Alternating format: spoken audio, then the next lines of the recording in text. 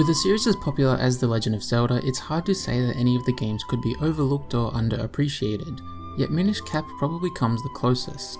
Being developed by Capcom after their 3 Game Boy Zelda entries, the Minish Cap released on the Game Boy Advance right around and where I live after the release of the Nintendo DS. It was a fresh 2D game right before the handheld console that was boasting 3D games was set to be released, and so kind of fell by the wayside.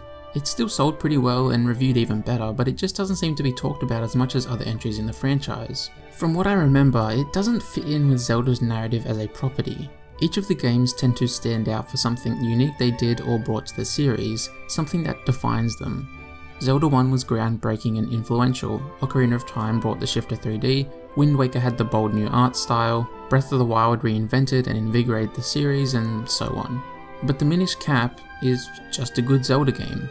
It has defining characteristics as a video game in general, but not any that give it a unique identity within the franchise. In contrast, Twilight Princess does have the Wolf Link gimmick, but that's not what gives it significance to the series. The way it was positioned as a quote-unquote return to form after the sour reaction some fans had to the Wind Waker is what cements it as a part of Zelda's narrative as a property and brand.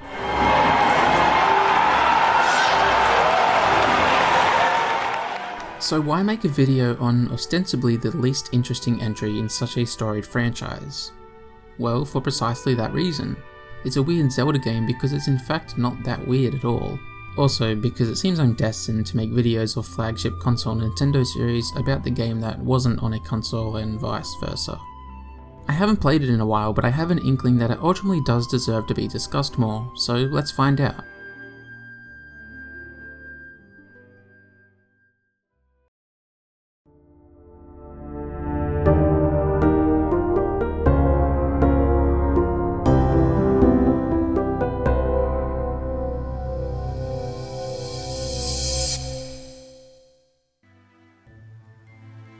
We start off hearing about the history of this Hyrule having been threatened by darkness.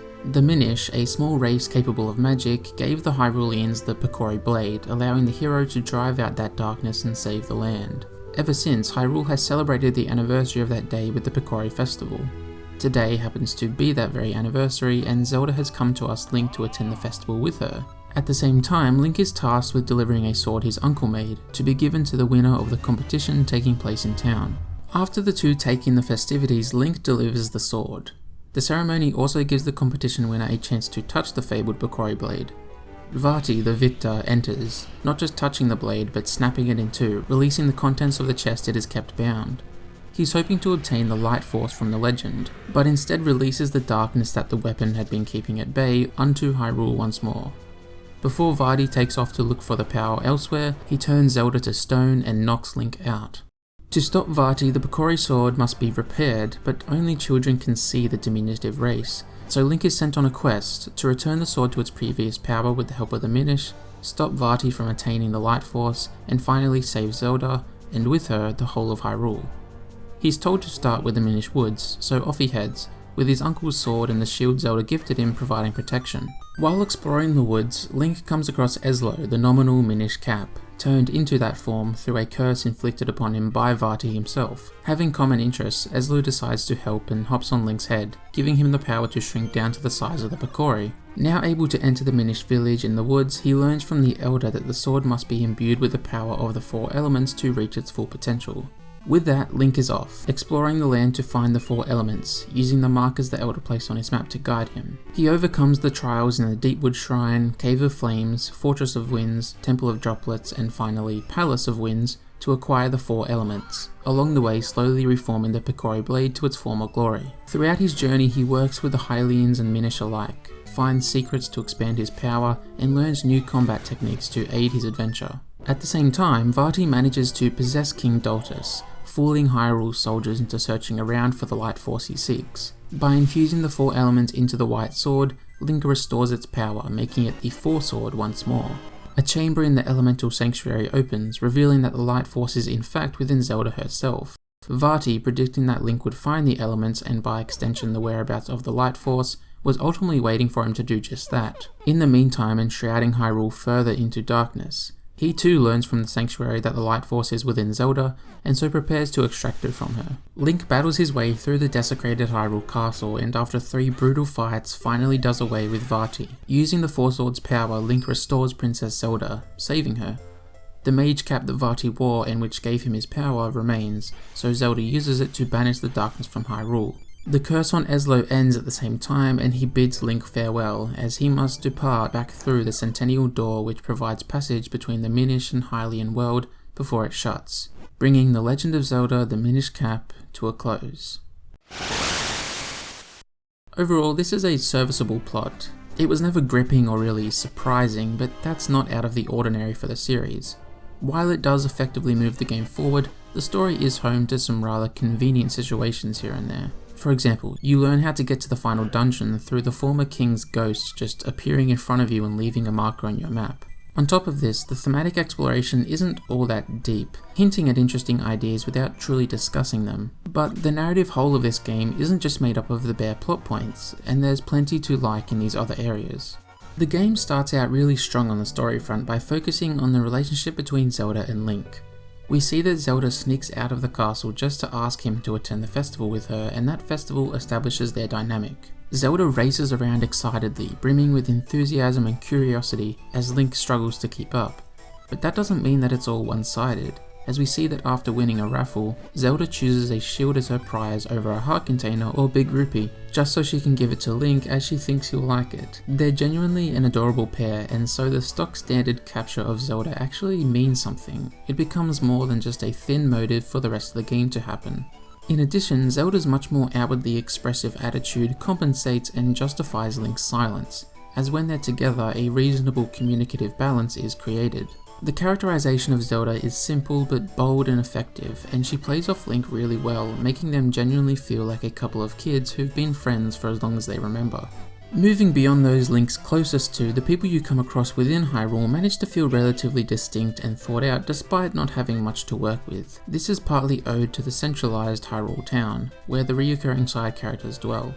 For the most part, each character has their own sprite and role within the town, and so their dialogue feels personalized to that role, in turn affording Link what feels like an individual relationship with them. Their roles tend to relate to a side quest or piece of rewarding exploration, and so they never feel like they're taking up space. However, the original NPCs are overshadowed by some returning faces. A few characters from the N64 games can be found, like Malon and Talon from Romani Ranch, the Kaku Lady from Kakariko Village, and Dampé from the Graveyard. It does feel a little cheap, like it's just cashing in on the familiarity we have with them. The Zelda franchise does regularly reuse different elements, but I think these returning characters get so much attention that I don't remember the NPCs original to this Hyrule like I do those of, say, Twilight Princess. Ultimately though, these tertiary characters are handled well, adding life and personality to the world, all feeling like they have a place here. Much like Zelda, Ezlo too plays off Link quite well, proving to, I think, be one of the strongest companions in the franchise, eclipsed only by Midna. It tracks then that much of what makes her so great is present within Ezlo as a character as well. The first positive comes right at his introduction. His motivations are intrinsically tied to Link's, both having good reasons to see Vati thwarted. This adds a necessity to their partnership, which is only compounded on by the benefit they have to gain from each other, in terms of ability. Link needs Ezlo to gain access to the Minish, and Ezlo needs Link to do, well, everything else. This is a great foundation to have Ezlo stand on, letting his personality shine. Frustrated at his diminished movement, Ezlo comes across as bossy and impatient with Link. He has an attitude and is a bit of a prick. Much like Zelda, this creates an entertaining dynamic, where Ezlo's little jabs are met with stone-cold silence from Link. It's unfortunate then that this doesn't sustain throughout the experience. Ezlo doesn't really mellow out over time, but rather just doesn't say as much. He'll chime in during story events, but usually just to provide a tiny bit of commentary and maybe a suggestion towards what should be done next. This could be fine if there were more substantial character-driven sequences, but that just isn't the case. The exceptions to this come from interactions with Vati. Vati was in fact Ezlo's apprentice. Ezlo had made a magical cap that would exercise the will of its wearer to be gifted to Hyrule. Vati donned the cap without permission, using it to curse Ezlo and use his now massive power to wreak havoc on Hyrule. We learn this after leaving the elemental sanctuary for the first time, Vati ambushing you and gloating about his power. Their relationship and history comes through in the interaction, and your growing affection for Ezlo causes his and your motivation to stop Vati to deepen. This pays off once you do actually best him, the moments that follow proving to be pretty emotional. Ezlo gives Link a replacement green cap, completing his tunic and making that iconic outfit feel important beyond being a part of convention. So what about Vati himself? I think off-rip he's more interesting by virtue of not being Ganon. Having an unknown quantity is refreshing in a Zelda game. He's not all that interesting in the beginning stages of the game, but that encounter with Ezlo I just touched on that reveals his past gives us some insight into who he is. That's where we learn that he's a Minish. This is important because Ezlo tells us that he became infatuated by the evil in men's hearts. The Minish overall are shown to be innocent, kind, and benevolent, trying to help people connect. So perhaps that concept of evil is not really a part of Minish culture. Vati's unique perspective on the idea of evil makes his obsession with it less generic and boring. It's an interesting spin on a rote and dull villain motivation. His innocent curiosity is piqued by the idea of evil, and slowly tainted as he begins to see the power that acting that way can yield. He then proves that very thing by taking the cap Ezlo made, winning the tournament and rapidly spinning Hyrule into disarray. He gains immense power and control through evil acts, and so doubles down on those very actions. This comes to a climax when he learns of the Light Force's location and drops all pretense. He turns many of Hyrule's people to stone, with many others fleeing the town completely. This bustling hub of activity is almost completely drained of life because of him. Much like Link really feels like a kid in this game, so does Vati. A dichotomy is created between protagonist and antagonist. By the end, they're both incredibly powerful. They have grown immensely, but a difference in perspective has resulted in one's accumulation of power being rapid and wrought with destruction, and the other's with a holistic, natural curve of power, being used for good. Link's silence is used here yet again for contrast and balance, as Vati loves to talk with unearned confidence.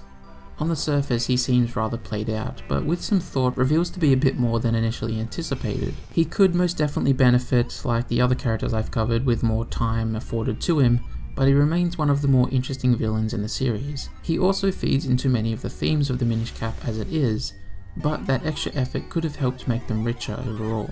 This is a game about growth, perspective, place, and space. As just discussed, Vati's perspective was integral to his fascination with evil, and by sizing down to that of a Minish, Link gets a view from this perspective as well. So much of the short-term game involves engaging with a space and area, while in the long term, Link's growing ability and skill is what provides much of the reward.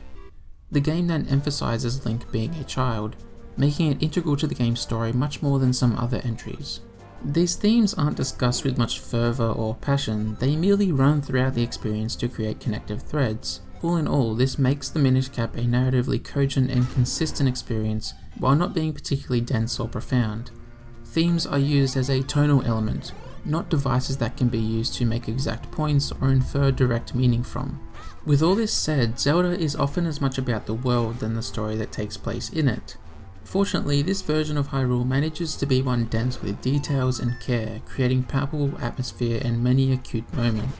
There's a good sense of history right from the start, with the introductory cutscene, the festival, and the way people talk of the Picori feeling like a fairy tale passed down through time. The unique side characters then help Hyrule Town feel alive and breathing, not just from their distinct sprites and roles, but the way they respond to the world around them changing. When the king becomes possessed by Vati, they comment on his newly cruel attitude and demeanour, for example.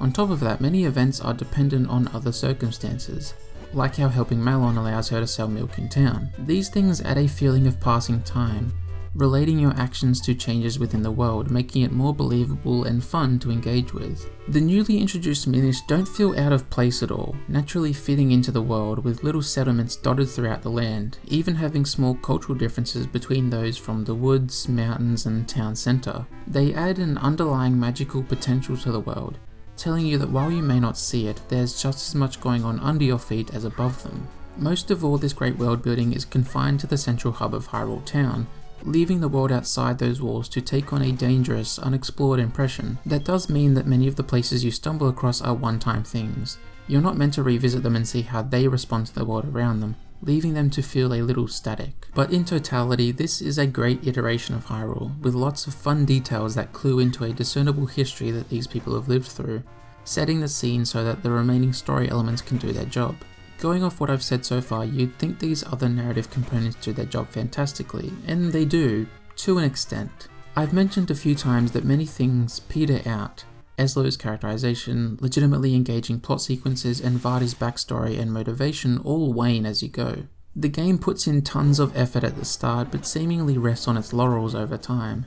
This is only made more jarring by the sudden uptick in activity by the end, really emphasizing how uneventful some plot points feel. This may be by design. Story is never the main priority of a Zelda game, but there's lots of intriguing ideas at play that just get ignored or dismissed. In the beginning, there's lots to be excited about. It's just that by the end, it proves to never quite deliver on that excitement. The world, and particularly Hyrule Town, is the big exception to this. That remains reactive and lively the entire time, but doesn't quite make up for the narrative shortcomings, more just distracts from them.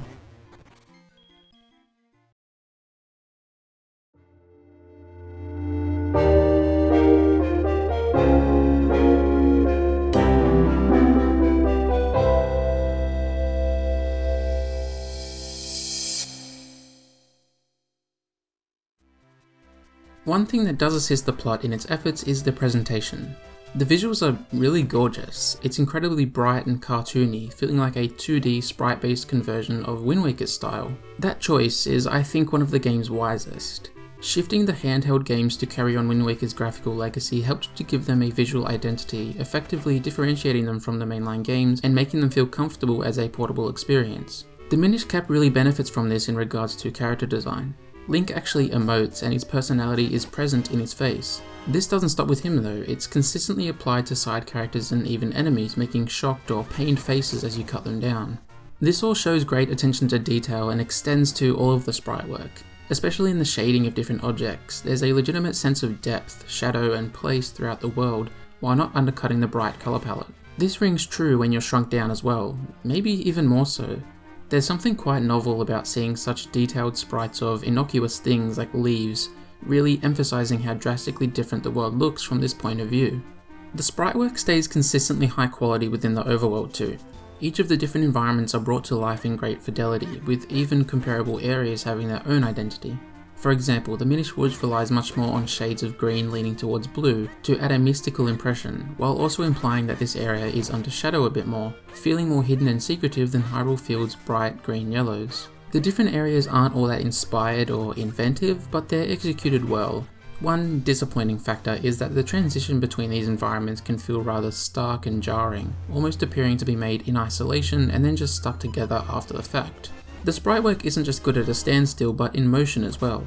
Everything feels quite fluid and natural with lots of unique animations across the experience. You can stop pretty much wherever you are and still see elements around you moving and reacting. Link's animations specifically have a great feel to them. They're smooth and detailed without getting in the way of gameplay.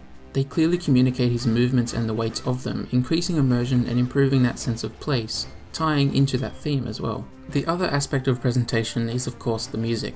Overall, it's really strong and builds in some key sounds to create leitmotifs.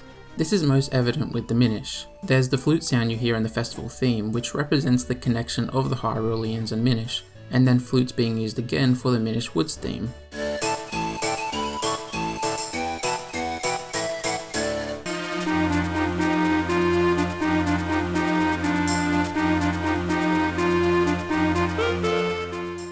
But of more importance is this fuzzy synth sound that's in many of the game's themes. It stands out most in Picori Village, where it acts as the body of the song, being present even in the bridge.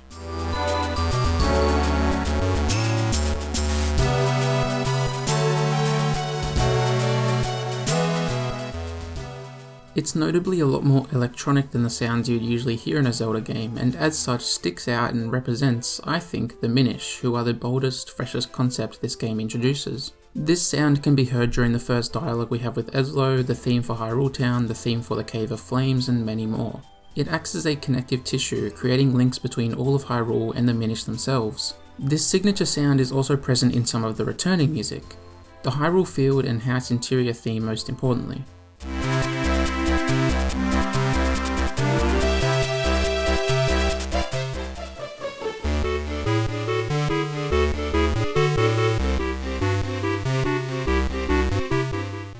Both these locations have connections to the Minish, as many of these little fellas live in the nooks and crannies of Hylian houses and Hyrule Field. Tracks from elsewhere in the series are found all throughout the game.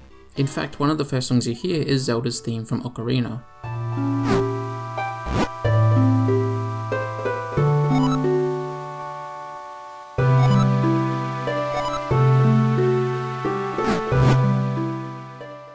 It plays as we first see the pair interact, and by bringing to mind the history of this relationship throughout the franchise and timeline, it establishes the history that this Zelda and Link have specifically.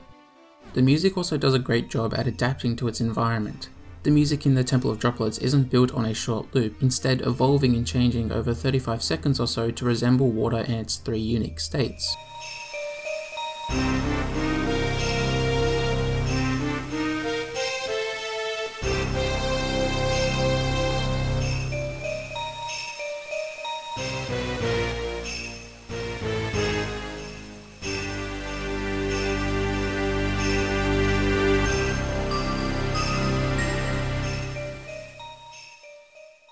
Then there's the frigid notes that reverberate around the ear like a steady drip of water into an empty space. The Castor Wilds theme feels more appropriate for a desert area, which when used while exploring a bog, makes you imagine the humidity and thick air. It then implements part of the melody from the main Zelda theme, but using a sort of dizzying, sour synth to make it feel wrong and off-putting.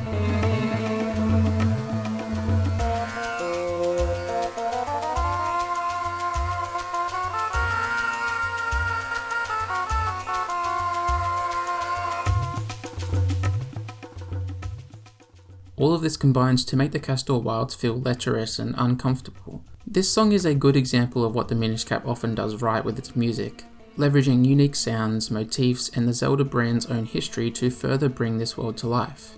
Minish Cap's presentation does a really good job at selling this iteration of Hyrule, creating diverse and infectious atmospheres that leave you wanting to explore and engage with the world as a whole. The love and attention to detail is abundant throughout, adding to your playthrough without distracting from the gameplay and narrative.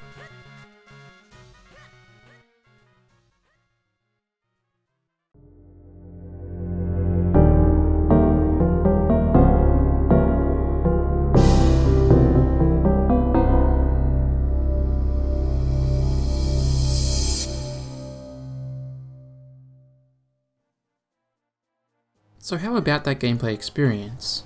Link is really easy to control with standard 8-directional movement and a simple control scheme owing to the GBA's 6 buttons. You can roll or interact with the right bumper, use a weapon or item with the A or B button, bring up the start screen with start, ask Ezlo for some help with select, and fuse kinstones with the left bumper. This is all pretty standard, but introduces the frustration of having to switch items constantly.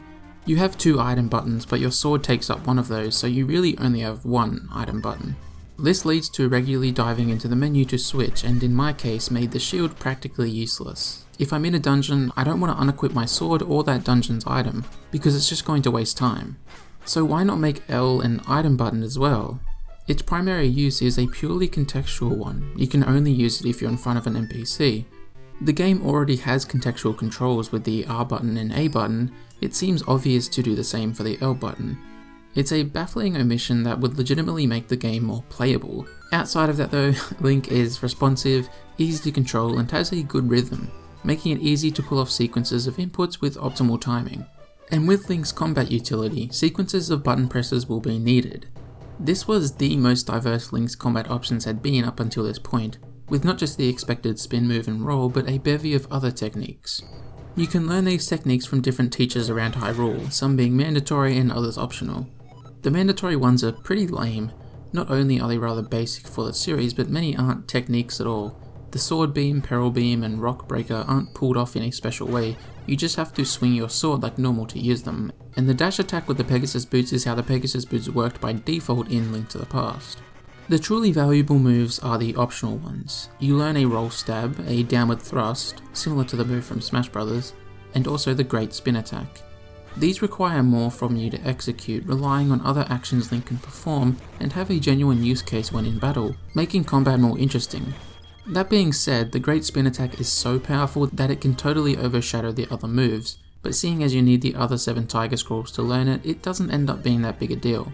In the beginning, combat is as basic as you'd imagine for a Zelda game. You can swing your sword and block with your shield.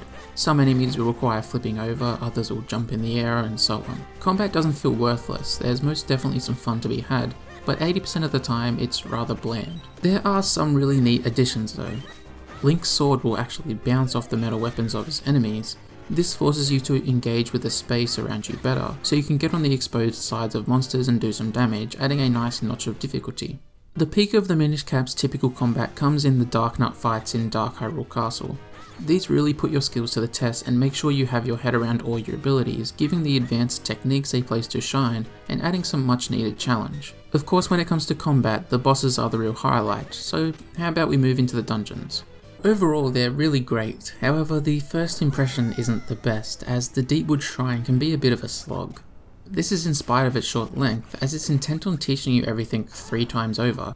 This dungeon makes sure basic concepts are hammered into the player. That makes some sense for an introductory dungeon, but the level design already adequately does that, establishing and explaining concepts without shoving it in your face. So for Eslo to come out and condescend constantly makes this dungeon, as I said, a slog. I will say the item you get here is really great, proving to have interesting exploratory applications within the dungeon that evolve over time.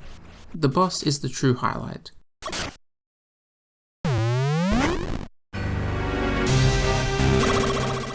It's just a simple choo-choo, which you've taken down many times in the few minutes you spent in the Minish Woods.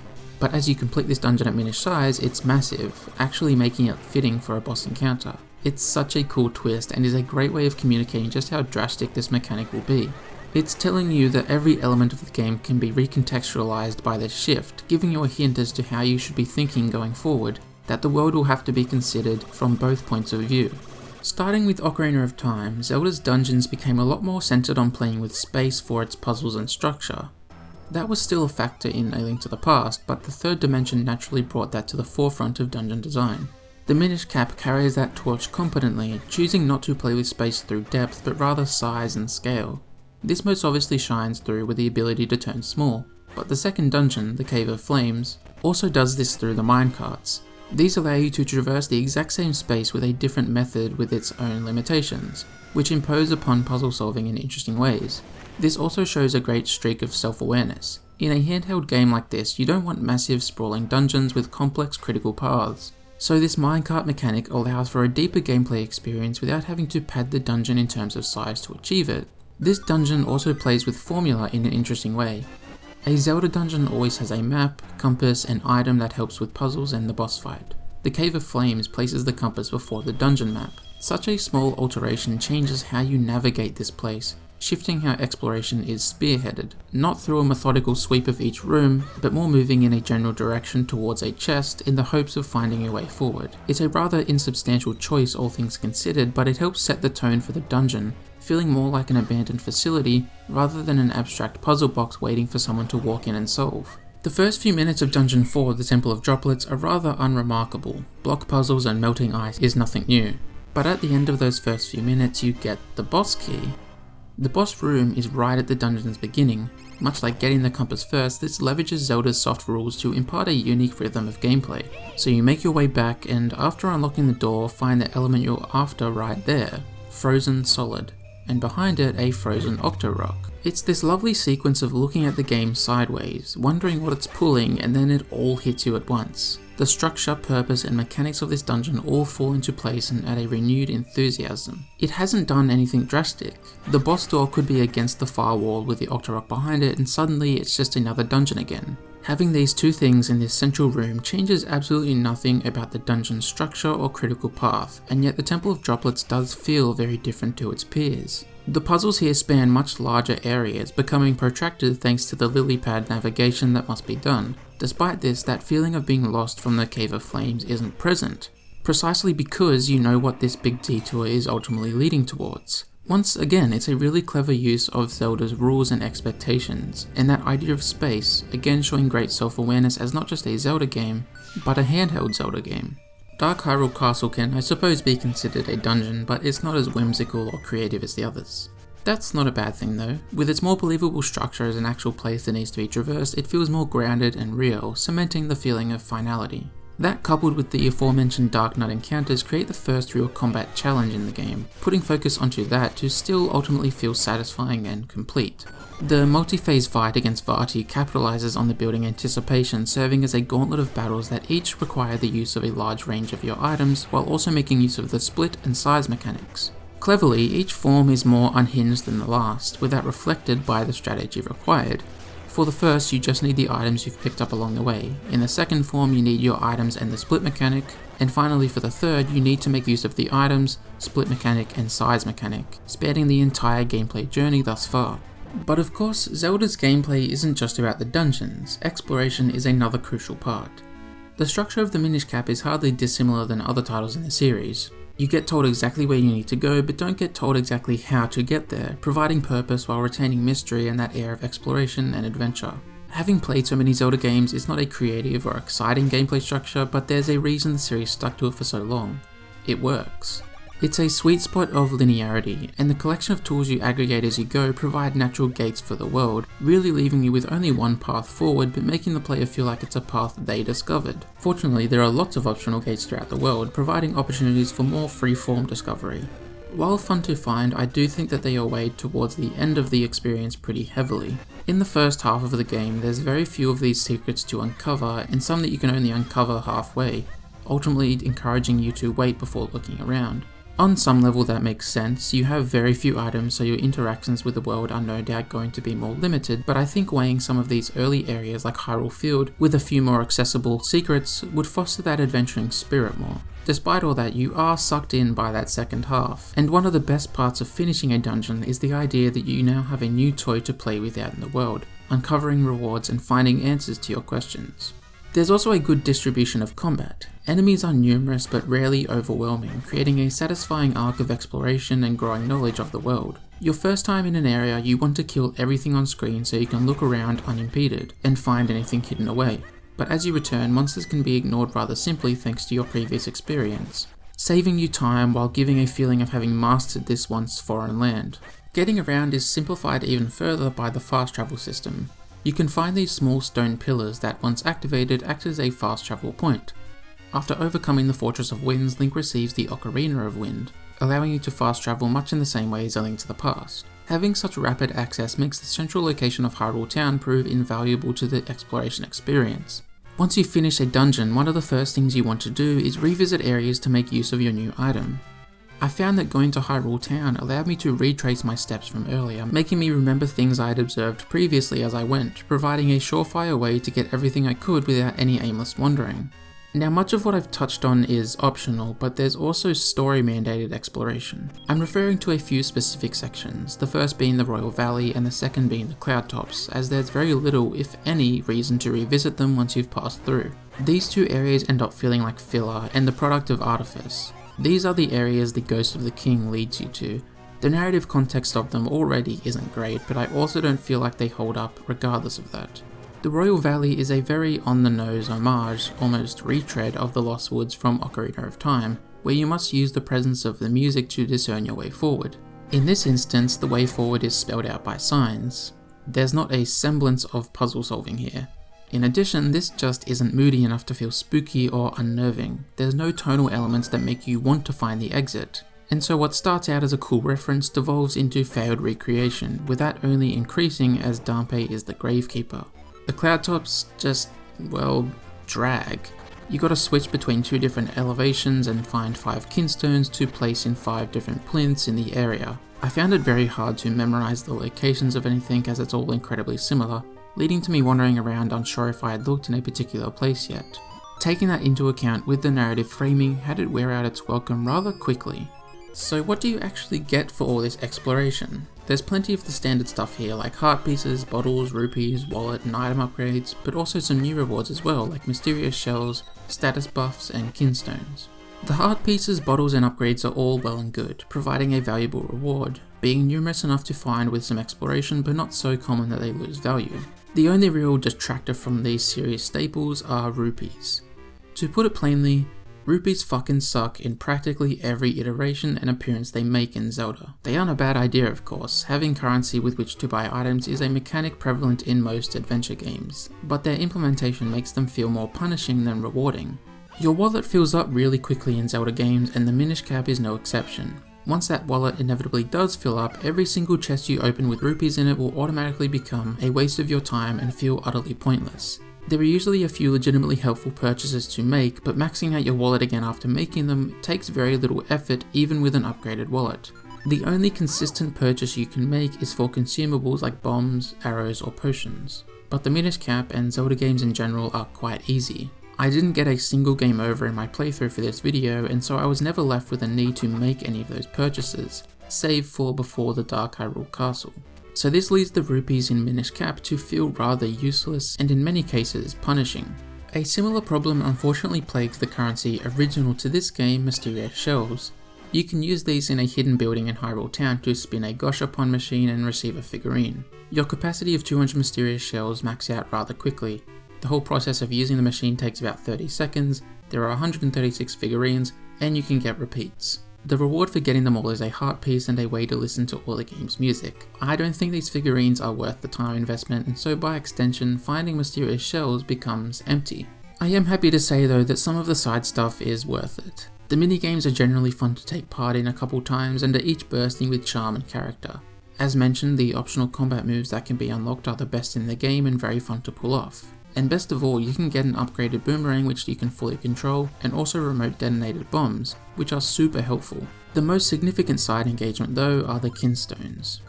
These are essentially fragments of medallions you can find around the world. By fusing your half with an NPC who has a matching half, something good will happen within Hyrule. This could spawn something like a chest with rupees, a golden enemy that drops rupees, a chest with a kinstone in it, kinda redundant, or it could also assist in a side quest. This could be a Goron showing up to assist in breaking down a tunnel, ultimately clearing a path to an empty bottle, or the post office hiring someone to make an adventuring guide, providing insight into where secrets are. Not only do you actually get some worthwhile content out of fusing kinstones with people, but they help assist in creating compelling exploration. A waypoint is placed on the map wherever the reward from that kinstone is, acting much like the main waypoints for the 4 elements, giving you a beacon in the dark so that your journey in unventured lands can have a little more direction and purpose. The world is compact and dense, so in your effort to get that kinstone reward, you'll no doubt see places to use your dungeon items for extra goodies. Kinstones serve as a really clever elevated objective. The generic kinstones aren't needed for main quest completion, but they're given priority by the game as seen by the waypoints, serving as a facilitator of further gameplay. This makes sense especially for a handheld title. If you put the game down and forget what you were doing once you pick it back up a few hours later, then kinstones can always be fallen back upon, as side content that's usually worth the time investment, and is always there to be done. The Minish cap is really well designed, with fun and interesting mechanics that are thoughtfully applied to a really engaging, personable world. Exploration is mostly satisfying, combat can become surprisingly deep for a Zelda game, and the dungeons are generally rewarding to overcome and figure out. It mostly succeeds with what it introduces to the series, but also tends to fall short in the aspects that are a part of the Zelda formula. Excessive hand-holding, mandatory sections that feel like bloat, and unsatisfactory dividends for your investment in exploration all crop up here and there. Thankfully, this is a rather concise game, so these issues usually pass you by rather quickly, allowing the Minish cap to overall have a great mechanical and gameplay core.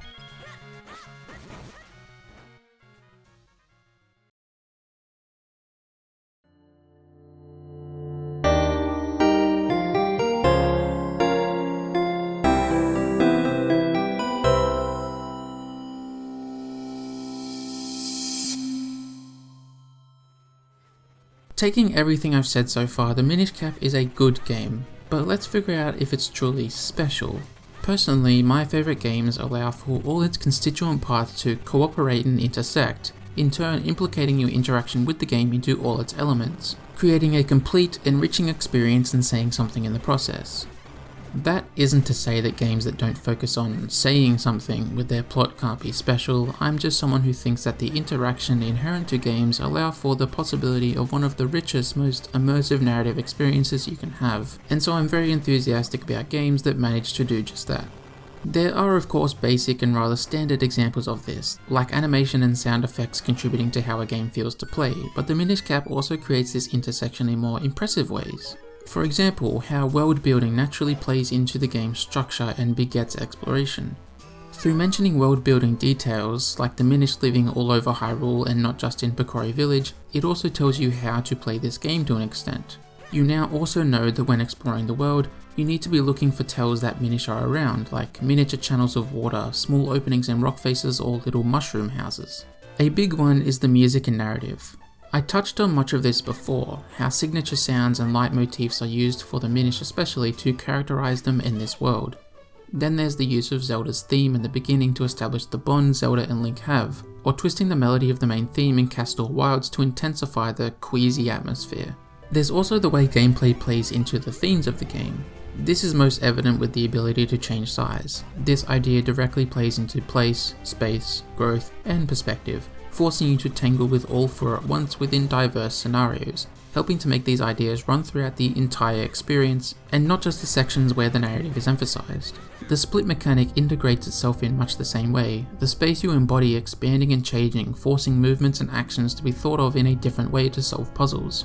As I said earlier on, the simple 2D combat is more about your positioning within the battlefield. This folds into dungeon design generally, where as we covered, it works with space in a markedly different way than the 3D games, using size rather than verticality. All of these things are in play even when you've been shrunk down, forcing you to understand that while the perspective has changed dramatically, it's not any simpler. The Minish have their own unique challenges and point of view, which helps us understand Vardy, being a Minish himself. This is exemplified further by the most successful point of interaction of distinct elements in the game, that being kinstones.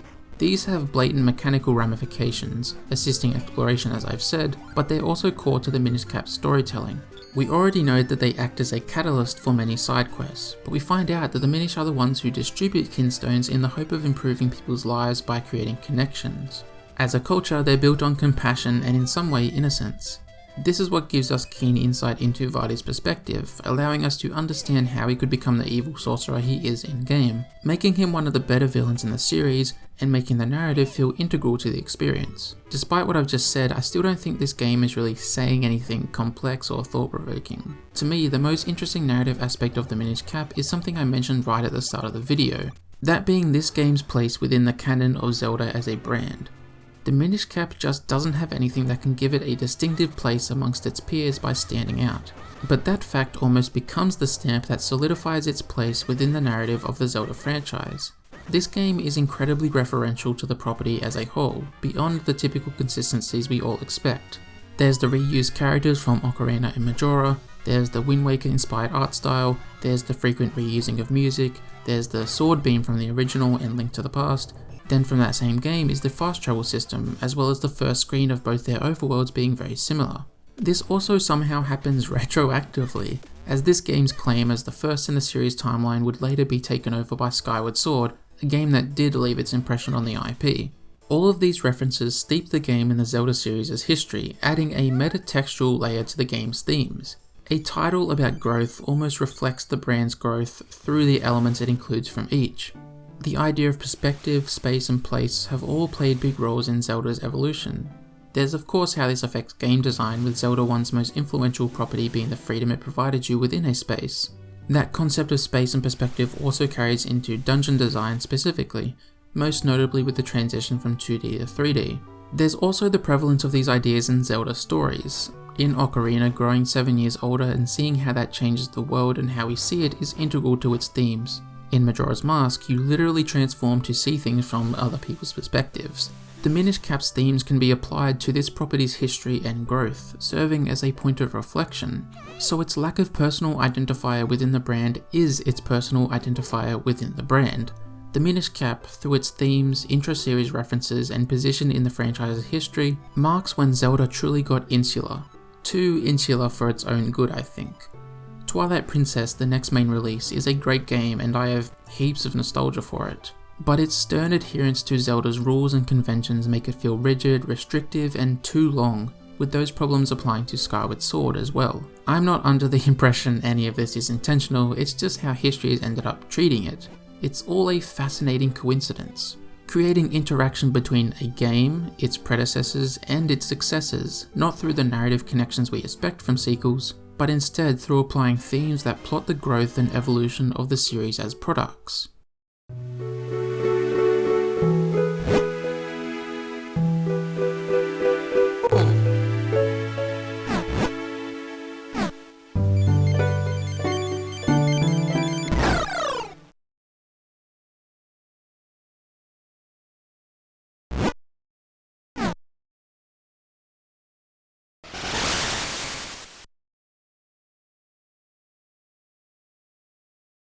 So that's the Minish cap. Not to brag, but I kinda nailed it right in the beginning. This is a weird Zelda game because it's not that weird at all. That doesn't make it bad, of course, as just a video game it's really quite good. It manages to create a Hyrule that is memorable and distinct while feeling totally at home on a handheld device. Link and Zelda's relationship here is one of the most legitimate and believable iterations in the franchise, just based off 20 minutes of gameplay. Vardy proves to be really interesting. His goals are no different than Ganon's, but his perspective most definitely is. Some races from Zelda games can feel kinda tacked on and just don't weigh up to the franchise staples like Zora or Gorons, like the Anuki from Phantom Hourglass for example. But the Minish are important to this Hyrule. They feel naturally weaved throughout its landscapes and towns, feeling holistic instead of gimmicky. Ezlo ends up being one of the best companions in the series, and later games would follow his lead, proving his value and efficacy. The side characters are brought to life with discrete parts to play, allowing for unique traits and personalities. There's not just the written characterization, but visual as well. The diversity of character sprite work really brings everyone to life, with that going for the environments as well. The world is bright and unabashedly rich in colour, cementing the art style of handheld Zelda games for about a decade to come. This choice of style isn't used as an excuse for simple graphics. There's still great attention to detail, like with the shading, adding depth and cohesion to the different sprites. There are moments of inconsistency, like how the different biomes can at times feel shoved together, but overall the Minish cap looks great. It obviously sounds great as well. I mean, it's a Zelda game. What's most impressive about the soundtrack is its ability to evoke place and atmosphere with stylistic choices, like an impression of reverb in the Temple of Droplets. The music that's reused often has its own purpose specific to this game, not coming off as a cheap attempt at fan service, but rather an inspired decision. Everything we've just touched on sets the stage for Minish Cap's gameplay, mechanics, and design. The combat reveals itself to be surprisingly deep for a handheld 2D Zelda game. The dungeons feature engaging short and long-term puzzles that see your dungeon items evolving in their use case, always giving you something to figure out and solve. They play with space in fun ways that don't result in convoluted layouts, keeping them within the scope of the short-term play sessions of a GBA title. Dungeons like the Cave of Flames and Temple of Droplets tweak the dungeon formula just a bit to come up with unique tones of gameplay and exploration, feeling fresh but still familiar. The overworld is densely packed with secrets and details, encouraging exploration with its design, compounding on the arc of progression that's so important to a Zelda game. That being said, there are some drawbacks within each of these areas. The most interesting combat techniques are optional and not that hard to miss. The dungeons can hold your hand a bit too much, and the world, while in many ways designed fantastically, has specific areas that don't justify their inclusion, creating some rather dull mandatory sequences. In addition, the lackluster and often useless rewards for exploration betray the intricate design, discouraging you from engaging with it. Fortunately, new features like the size, split, and kinstone mechanics are some of the best aspects of the game, not just because of the gameplay implications they bring, but how they're woven into narrative parts of the Minish cap to help forge and reinforce the different themes. You can see many of the game's systems and features mingling like this, all cooperating in compelling ways, making for a really fulfilling experience. I don't think they quite coalesce to say or assert that much, but they do ultimately improve each other through these partnerships. As a result, the themes are vital to this world and story, acting as tonal elements to give the game a sense of purpose. This same interplay of ideas then becomes appropriate on a metatextual level. There's this eerie and I think unintentional self-awareness prevalent throughout. It's almost in conversation with the Zelda franchise, applying its themes to how this property has changed over time. It would then, I think, go on to mark a decade-long stint of stagnation for the series. The games that followed were by no means bad or poorly made, but to me they don't quite have that magic that Zelda's so good at capturing through its fondness for experimentation. This aspect of the Minish cap is intriguing but also kinda contradictory, at once serving as the reason it's not more discussed, while also being the reason it should be more discussed. All in all, it's the sweetest, sugariest Zelda game there is. It's bright, loud, pandering and self-indulgent, but a good time nonetheless. It just happens to conjure up a reflection on Zelda's history, becoming a strangely meta and intelligent game through serendipity.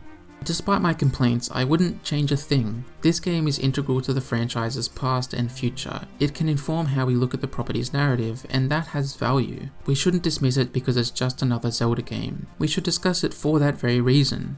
And hey, we'll have fun doing so go and replay the Minish cap. It deserves it.